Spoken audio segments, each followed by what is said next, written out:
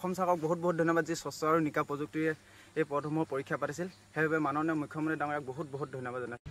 Good morning, মোৰ আন এটি ভিডিঅ'লৈ আপোনালোকক স্বাগতম জনাইছোঁ। আজি আমাৰ অঞ্চলটোৰ কাৰণে গৌৰৱ তথা আনন্দৰ দিন, কিয়নো সদ্যঘোষিত অসম আৰক্ষীৰ নিযুক্তি পৰীক্ষাত সফলতা লাভ কৰিবলৈ সক্ষম হৈছে আমাৰ অঞ্চলৰে 4-5জন যুৱক যুৱতীয়ে। গতিকে ইয়াতকৈ আমাৰ আনন্দৰ দিন কি হ'ব পাৰে অঞ্চলটোৰ কাৰণে। গতিকে মই তেখেতসকলৰ ঘৰৰ পৰিয়াললৈ আহিছিলোঁ যাতে তেখেতসকলক মই ধন্যবাদ তথা সম্ভাষণ জনাব পাৰিম ভৱিষ্যত জীৱনৰ আৰু আগবাঢ়ি যাবৰ কাৰণে। কিন্তু ঘৰৰ মানুহৰ পৰা খবৰ পালোঁ যে তেখেতসকলে বৰ্তমান অনুশীলনস্থলীত আছে। গতিকে মই তেখেতসকলক বিচাৰি অনুশীলনস্থলীত আহিলোঁ আৰু গম পালোঁ তেখেতসকলে বৰ্তমান ৰানিং কৰিছে। এয়া পিছপিনে চাব পাৰে আপোনালোকে, ৰানিং কৰি আছে। গতিকে মই এতিয়া তেখেতসকলক ওচৰলৈ যাব চেষ্টা কৰিম। প্ৰথমতে মই সেই অনুশীলন কৰা ফিল্ডখনৰ সকলো পৰিৱেশ আপোনালোকক দেখাব চেষ্টা কৰিছোঁ। এয়া কিছুমান আগন্তুক আমাৰ ভৱিষ্যতৰ কাৰণে এয়া ৰানিং কৰি আছে। গতিকে আপোনালোকক সকলো পৰিৱেশ এটা দেখাই দিছোঁ। প্ৰথমে পুৱাই এয়া কোনো সৰু ডাঙৰ নাই, সৰু ডেকাৰ পৰা একেবাৰে বৃদ্ধ তথা বয়সস্থজনেও ইয়াত ৰানিং কৰি আহিছে এয়া। আৰু কিছুমানে আমাৰ এই মহিলাও তেখেতসকলৰ ৰানিঙৰ কাৰণে বা যিটো তেখেতৰ অনুশীলন কৰে এই চাব আহে। এয়া চাওক ইমান ধুনীয়াকৈ অনুশীলন কৰি আছে। এটা কথা ক'ব লাগিব যে যোৱাটো কেইবছৰতো সমান্তৰালকৈ আমাৰ অঞ্চলৰে বহুকেইজন যুৱক যুৱতীয়ে দেশৰ তথা ৰাজ্যৰ সেৱা আগবাঢ়িবলৈ সুবিধা পাই আহি আছে। সেই ফলশ্ৰুতিতে তেখেতসকলৰ সাহস তথা অনুপ্ৰেৰণা হাতত লৈ এই বছৰৰ এই 5জন যুৱক যুৱতীয়ে সফলতা লাভ কৰিবলৈ সক্ষম হৈছে। গোটেই পৰিৱেশটো এবাৰ আপোনালোকক দেখাই দিছোঁ। এয়া চাওক, পুৱাৰ ভাগটো বেছি মধুৰ হয়। এয়া চাওক কিমান কষ্ট কৰি সকলোৱে যিটো আমাৰ দেশৰ সহায় তথা সেৱা কৰিবলৈ আগবাঢ়ি আহিছে আৰু নিজৰ তথা পৰিয়ালৰ সুনাম অৰ্জন কৰিবলৈ সুবিধা এই খেলপথাৰখনৰ পৰাই তেখেতসকলে লাভ কৰিছে। গতিকে সম্পূৰ্ণ পৰিৱেশটো পুৱাই এবাৰ আপোনালোকক দেখাব চেষ্টা কৰিছে। এয়া চাওক, আমাৰ অঞ্চলটোৰ কাৰণে যি 5জনে আমাক সফলতা লাভ কৰি দেখুৱালে, ঠিক তেনেকৈ সমান্তৰালকৈয়ে আৰু এটা কথা ইতিমধ্যে ডাঙৰ কথা হৈ পৰিছে যে একেটা পৰিয়ালে 2জন ককাই ভাই সফলতা লাভ কৰিছে বা নিযুক্তি লাভ কৰিছে। গতিকে তেখেতসকলৰ মনৰ কথা জানিব চেষ্টা কৰোঁ। সেই 2জন ককাই ভাইৰ ওচৰলৈ মই বৰ্তমান তেখেতসকলৰ মনৰ তথা কেনেদৰে এই পৰীক্ষাত অৱতীৰ্ণ হ'বলৈ সক্ষম হৈছিলে মই পোনে তেখেতৰ ওচৰলৈ যাব। ভাইটি অহাটো অলপ দেৰি হৈ গ'ল বাৰু, তোমালোকক শুভেচ্ছা জনাবৰ কাৰণে দেই। বহুত বহুত ধন্যবাদ।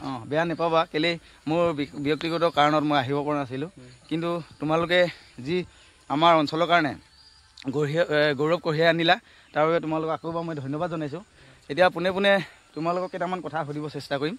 প্ৰথমতে তোমাৰ ওচৰলৈ আহিছোঁ, তুমি যিহেতু গম পাওঁতে ডাঙৰ হয় নাই, নামটো কোৱাচোন। নমস্কাৰ, মোৰ নাম শ্ৰী জুবিন বৰা, মই খেৰজান কললা নিবাসী হয়। কি পদত তুমি এতিয়া পাইছা? মই এবি ন। আৰু তোমাৰ? নমস্কাৰ, মোৰ নাম শ্ৰী ধ্ৰুৱজ্যোতি বৰা। তুমি কি বিভাগত? মই অসম পুলিচৰ কনিষ্টেবল এবিত পাবলৈ সক্ষম হৈছোঁ। এতিয়া যে তোমালোকে আমাৰ এটা গৌৰৱ বুলি ক'ব লাগিব, যিহেতু একেটা পৰিয়ালে 2জন ককাই ভাই আছিলা।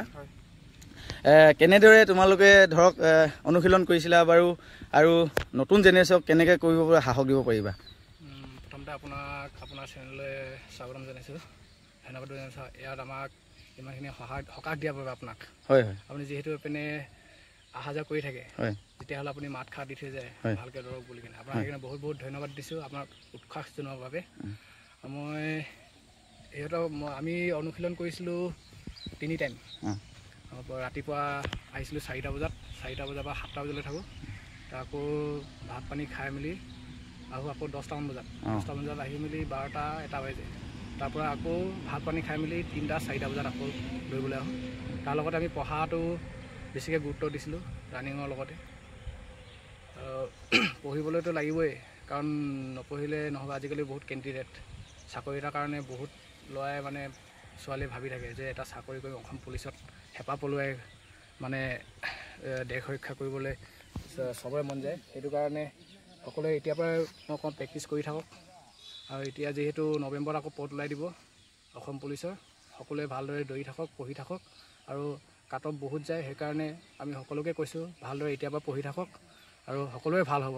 আমাৰ যেনেকৈ ভাল হ'ল 2 ককাই ভাই আৰু আমাৰ গাঁৱৰ ছোৱালী এজনী ভণ্টি, সিহঁতক মই নিজে ৰাতিপুৱা উঠাত 3টা বজাত ফোন কৰি উঠাই মেলি লৈ আহোঁ। আমাৰ গাঁৱৰ পৰা 5জন দিছিলোঁ, তাৰে 2জন এজনী ছোৱালীৰ ভৰিত দুখ পালে, এজনৰ ৰিটেনত সৰু হোৱা ভুলৰ কাৰণে থাকি গ'ল। সেইটো কাৰণে সকলোকে কওঁ ভালকৈ দৌৰিবলৈ, সেয়ে মই মোৰ বক্তব্য সামৰণি মাৰিছোঁ। আচ্ছা, এতিয়া তোমাৰ মই বিশেষকৈ ল'ৰা ছোৱালীবিলাক কি কওঁ, ৰানিং কৰাৰ লগতে ফিজিকেল যিটো মানে তাত লাগে অসম পুলিচত দৌৰিবলৈ 3200 মিটাৰ, ছোৱালীবিলাকৰ 16 মিটাৰ আৰু লং জাম্প আছে। সেইবিলাক মানে ভালকৈ প্ৰেক্টিচ কৰি যাওক। লগতে পঢ়াটো গুৰুত্বপূৰ্ণ, পঢ়িয়ে থাকক। লগতে সেইটোতো গুৰুত্বপূৰ্ণ হ'বই লাগিব, নহয় জানো? কেৱল চাকৰি বুলি ক'লে পঢ়াটো মেইন দৰকাৰ হয়। আৰু এতিয়া তোমালোকে দেশৰ হৈ তথা ৰাজ্যৰ হৈ কেনেদৰে আগবঢ়াবা সেৱাটো, মানে নিস্বাৰ্থৰ বাবে যদি যিটো কয়, কেনেদৰে তোমালোকে ধৰক আমাৰ ৰাজ্যৰ বা দেশৰ হৈ, যিহেতু বেলেগ এটা প্ৰান্তত যাবা, হয়তো এতিয়া তিনিচুকীয়া ডিষ্ট্ৰিক্টৰ হৈ হয়তো বেলেগ এখন ৰাজ্যলৈ যাব লাগিব, নহয় জানো? কেনেদৰে তোমালোকে ধৰক সেৱাটো আগবঢ়াম বুলি মনতে মানে ভাবিছা, যিহেতু তোমালোকৰ পৰা এটা জানিব বিচাৰিছোঁ মানে মনৰ ভাৱটো। যিহেতু সৰুৰ পৰা সপোন আছিলে যে দেশ ৰক্ষা কৰিম আই মাতৃৰ কাৰণে, যিহেতু আজিকালি জানে য'তে ত'তে গণ্ডগোল হৈ থাকে, সেইটো কাৰণে আৰু উঠি অহা প্ৰজন্ম আজিকালি ড্ৰাগছ কানি, সেইটো কাৰণে বহুত মানে আমাৰ অঞ্চলৰ পৰা বিশেষকৈ বহুত যায় এই ড্ৰাগছ কানিৰ ভিতৰত। কাৰণ আমাৰ চিনিয়ৰবোৰে ঠিক নহয়, চিনিয়ৰবোৰৰ পৰা মানে সৰুবোৰ শিকিব লগা হয়। সেইটো কাৰণে মই সিহঁতক কওঁ, সিহঁতৰ পৰা সেইবোৰৰ পৰা অকণমান আঁতৰত থাকক, আৰু আঁতৰত থাকিলে মানে ৰানিং কৰিব, ফিল্ডত আহক, ফিল্ডত আহি কিনে প্ৰেক্টিচ কৰক, মনটো ভাল লাগিব। কাৰণ ৰানিংটো যদি কৰে আপোনাৰ মাইণ্ডটো ফ্ৰেছ হৈ যায়, মাইণ্ডটো ফ্ৰেছ হ'লে মানে আপোনাৰ যিকোনো কাম মানে কৰিব, শৰীৰটো ভাল হৈ থাকে, অকল চাকৰি বুলিয়ে নহয়, নহয় জানো? আৰু তোমালোকৰ ঘৰত এনেই কৈ দিয়া কোন কোন আছে? ঘৰত মা পাপা, জইণ্ট ফেমিলি আছে, বৰ্তা বৰমা আছে, দাই খুৰী ককা আছে, ভাইটি ভণ্টি আছে, 14জন আছে। ধন্যবাদ ভাইটি। এয়াই তোমালোকৰ পৰা মই জানিব চেষ্টা কৰিছিলোঁ, আগবাঢ়ি যোৱা। বিশেষকৈ অসম চৰকাৰক বহুত বহুত ধন্যবাদ, যি স্বচ্ছ আৰু নিকা প্ৰযুক্তিৰে এই পদসমূহ পৰীক্ষা পাতিছিল। সেইবাবে মাননীয় মুখ্যমন্ত্ৰী ডাঙৰীয়াক বহুত বহুত ধন্যবাদ জনাইছোঁ। ধন্যবাদ। মই সেই যুৱতীগৰাকীৰ ওচৰলৈ যাবলৈ চেষ্টা কৰিছোঁ, তেখেতৰ মনৰ ভাৱ সুধিবলৈ চেষ্টা কৰিছোঁ। এতিয়া ভণ্টি, প্ৰথমতে তোমাৰ ভাল নামটো কোৱা। নমস্কাৰ, মোৰ নাম শ্ৰীমতী বৰ্ণালী সোণোৱাল। তুমি কি বিভাগত এতিয়া পাইছা, অৱতীৰ্ণ হৈছা? অসম আৰক্ষীৰ UB কনষ্টেবল। আৰু তুমি যে সফলতাটো লাভ কৰিলা, প্ৰথমতে তুমি কাক ধন্যবাদ জনাবা? প্ৰথমতে মোৰ মা দেউতা আৰু মোৰ বন্ধু বান্ধৱীসকল সকলোকে মোৰ ফালৰ পৰা আন্তৰিক ধন্যবাদ জ্ঞাপন কৰিলোঁ। মা দেউতাইও এই ক্ষেত্ৰত যথেষ্টখিনি সহায় কৰিছে। তাৰপিছত আৰু বন্ধু বান্ধৱীসকলৰ লগত একেলগতে মই দৌৰিছোঁ, তাৰপিছত লং জাম্পো মাৰিছোঁ, আৰু কিবা কিবি নাজানিলে সিহঁতে ভালকৈ বুজাই দিয়ে। তাৰ কাৰণে মই মোৰ বন্ধু বান্ধৱীসকলক আন্তৰিক ধন্যবাদ জ্ঞাপন কৰিছোঁ। আৰু নতুন যি যুৱচামে যদি যাব হ'লে তুমি কেনেদৰে তেখেতসকলক ধৰা উৎসাহ এটা দিবা, বা কেনেদৰে হেৰি কৰিলে মানে পাছ কৰিব? মানে হয়, তেওঁলোকেও এনেকৈ নিয়মিতভাৱে ফিল্ডলৈ আহক, ৰানিং কৰক, লং জাম্প মাৰক, তাৰপিছত আৰু ইয়াৰ সমান্তৰালভাৱে পঢ়াখিনিয়ে আগুৱাই লৈ যাওক। হয় হয়, সেইটোতো একেবাৰে ইম্পৰ্টেণ্ট কথা কৈছা। হয়, আজিকালি পঢ়াটো যথেষ্ট গুৰুত্বপূৰ্ণ। আৰু তুমি দেশ সেৱা বা তথা ৰাজ্যৰ সেৱা বিভিন্ন প্ৰান্তত যাবা। এতিয়াতো তুমি তিনিচুকীয়া ডিষ্ট্ৰিক্টৰে, এতিয়া আমাৰ অঞ্চলৰে হয়, বেলেগ এখন ডিষ্ট্ৰিক্টত কেনেকৈ তুমি মানে মিলিব পাৰিবা, বা কেনেদৰে ৰাজ্যৰ বা দেশৰ হৈ মানে সেৱা আগবঢ়াব বিচাৰিছা? অসম আৰক্ষীৰ মূল মন্ত্ৰটোৱে হৈছে জনহিত জনসেৱাৰ্থী। হয়, গতিকে মই জনসাধাৰণৰ হিতৰ বাবে, সেৱাৰ বাবে কাম কৰি যাম, আৰু অসমৰ যিকোনো প্ৰান্ততে সকলোৰে লগত মিলিবলৈ চেষ্টা কৰিম। ধন্যবাদ। ঠিক আছে, যিহেতু মই পুৱাই আহিলোঁ, অত্যন্ত ভাগৰি আছে, কথা কোৱাৰ মানে একেবাৰে হেৰাই গৈছে, কি ক'ব লাগিব, ভাগৰি গৈছে। তথাপিও সুধি দিলোঁ, ঘপককৈ কথা কোৱাৰ ইমান অভ্যাস নাই, তথাপিও কৈছে ভাল লাগিছে। গতিকে তেখেতসকলে আমাৰ অঞ্চলটোৰ কাৰণে গৌৰৱ তথা আনন্দ মই বাৰে বাৰে ক'ব লাগিব। আৰু এয়া দেখুৱাই আছিলোঁ আপোনালোকক যে মানে কেৱল তেখেতসকলেই অনুশীলন কৰি থকা নাই, এয়া প্ৰায় অৰ্ধ শতাধিক বুলি ক'ব লাগিব। সৰু ল'ৰা ছোৱালীৰ পৰা একেবাৰে বয়সস্থলৈকে তেখেতে অনুশীলন কৰিয়ে আছে। এয়া আপোনালোকক ৰাতিপুৱাৰ পৰাই মই দেখুৱাই আছোঁ। কিন্তু এটা কথা ক'ব লাগিব, তেখেতসকলক মই ঘৰৰ পৰিৱেশটো তথা ঘৰখন দেখুৱাম বুলি ভাবিছিলোঁ, কিন্তু ঘৰৰ মানুহে, মই গৈছিলোঁ ঘৰলৈ, কিন্তু ক'লে যে তেখেতসকলে অনুশীলনস্থলীত আছে। গতিকে মই পোনে পোনে অনুশীলনস্থলীৰ পৰাই আপোনালোকক মই দেখাব চেষ্টা কৰিলোঁ। নেক্সট যেতিয়া আৰু তেখেতসকলে উন্নতি কৰিব তেতিয়া মই তেখেতসকলৰ সম্পূৰ্ণ ঘৰৰ পৰিৱেশটো দেখাব চেষ্টা কৰিম। এতিয়া যিহেতু কেৱল তেখেতসকলে অনুশীলন কৰি থকা নাই, আৰু আগন্তুক আমাৰ গাঁৱৰ যুৱক যুৱতীয়ে অনুশীলন কৰি আছে। তেখেতসকলৰ যিহেতু আমাৰ ইতিমধ্যে 5জনকৈ যুৱক যুৱতীয়ে সফলতা লাভ কৰিলে, তেখেতৰ পৰা মনৰ ভাৱ আৰু তেখেতসকলেনো কি আগলৈ কেনেকৈ চলাব বিচাৰিব। প্ৰথমতে ভণ্টি এজনৰ ওচৰলৈ আহিছোঁ। ভণ্টি, প্ৰথমতে তোমাৰ নামটো কোৱা, ভাল নামটো। নমস্কাৰ, মোৰ নাম নিৰ্মালী সোণোৱাল। তুমি যে এতিয়া অনুশীলন কৰিছা আৰু আমাৰ যে অঞ্চলৰ কাৰণে 5জনে যে ইতিমধ্যে সফলতা লাভ কৰিলে, তেখেতসকলক কি ক'বা আৰু আদৰ্শ তেখেতৰ পৰা কি ল'বা? তেওঁলোকলৈ মোৰ পোনপ্ৰথমে বহুত বহুত ধন্যবাদ।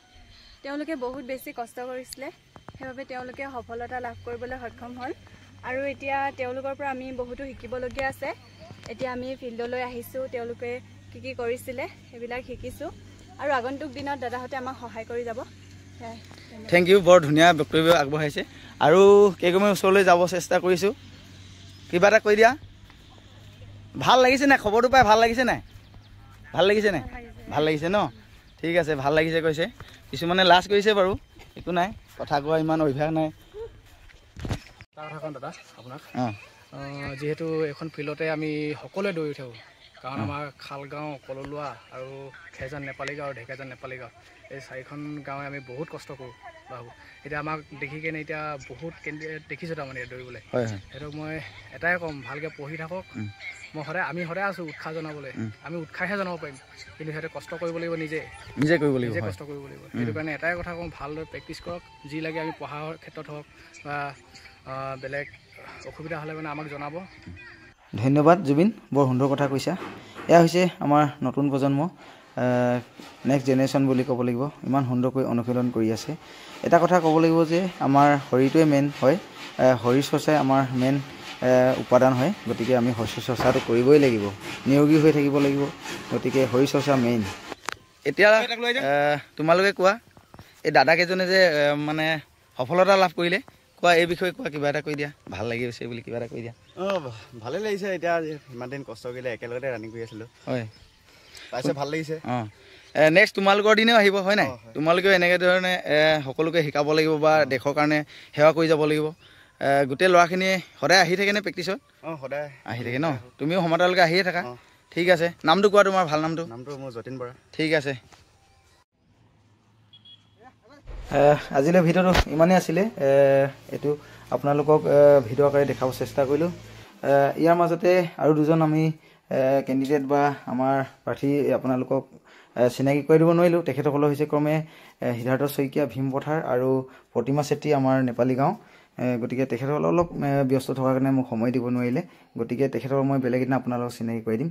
আৰু ভিডিঅ'টো বেছি দীঘলীয়া নকৰোঁ, কিয়নো বেছি দীঘলীয়া হ'লে মানুহে আমনি পায়। কিন্তু এটা কথা ক'ব লাগিব, আমনি পালেই নহ'ব। এইটো এটা হৈছে আমাৰ অঞ্চলটোৰ কাৰণে তথা আমাৰ উঠি অহা যুৱক যুৱতীৰ কাৰণে প্ৰেৰণা তথা উৎসাহ দিবৰ কাৰণে ভিডিঅ'টো প্ৰস্তুত কৰিলোঁ। আৰু যদি ভিডিঅ'টো চাই ভাল পালে আপোনালোকে লাইক, শ্বেয়াৰ, ছাবস্ক্ৰাইব কৰি দিব। আৰু কিবা যদি ভুল ভ্ৰান্তি হয় আপোনালোকে শুধৰাই দিব। ধন্যবাদ, মন যায়। Thank U.